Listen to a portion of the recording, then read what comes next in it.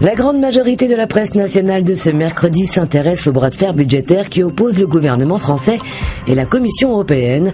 Bruxelles, qui ne croit pas aux prévisions de la France pour 2015, annonce Le Monde.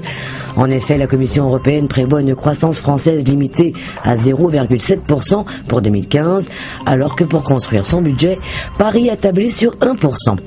Un scénario trop rose au goût du Figaro et qui ne pouvait qu'être désavoué. Pour le quotidien à Bruxelles, la vengeance est un plat qui se mange froid.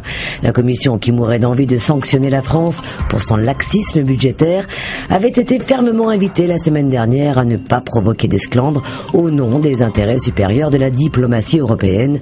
Alors, la volée de bois vert qu'elle vient de lui envoyer n'en est que plus cruelle.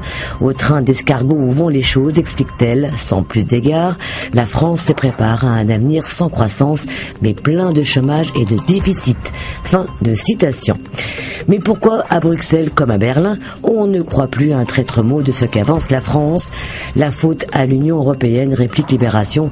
C'est elle qui casse la croissance pour le quotidien, qui pointe la responsabilité du commissaire européen Pierre Moscovici, lequel continue de prôner des politiques d'austérité alors qu'elles ont échoué dans toute l'Union, accroissant les déficits et empêchant la reprise, affirme son éditorialiste.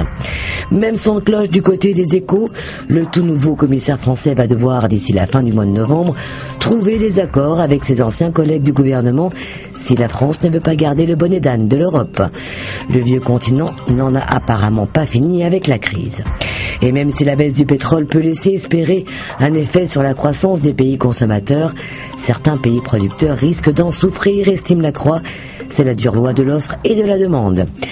Sinon, et parmi les autres sujets du jour, les sans-papiers sont en bout de piste, ironise en demi-teinte le gratuit métro qui a pu se rendre au centre de rétention administrative situé près de l'aéroport de Roissy à Paris, où chaque année, plusieurs milliers de migrants y attendent leur expulsion. Et pour que le tableau soit complet, l'Humanité vous embarque ce matin sur un de ces bateaux Frontex du nom de l'agence européenne qui poursuit les embarcations de fortune et traque ces migrants venus chercher asile. Un drôle de voyage. Aujourd'hui en France, décidément enclin au positivisme, avance pour sa part 20 idées pour faire bouger la France. À la veille de l'intervention télévisée de François Hollande, le quotidien a donné la parole à 20 lecteurs qui expliquent quelles sont pour eux les décisions qu'il faudrait prendre afin de faire bouger la France, comme des crèches à horaires flexibles ou encore le prélèvement de l'impôt à la source. En résumé, les Français veulent des réformes et n'ont pas tant le moral en berne que ça. Et voire même, il reste optimiste, il dépense et il se dépense, constate 20 minutes, selon lequel le marché des vêtements et des chaussures de sport pète la forme. Enfin, l'équipe se penche sur l'éternel sursis dans lequel se trouve l'entraîneur du PSG, Laurent Blanc, et cela malgré les bons résultats du club. Injuste ou injustifié, se demande le quotidien.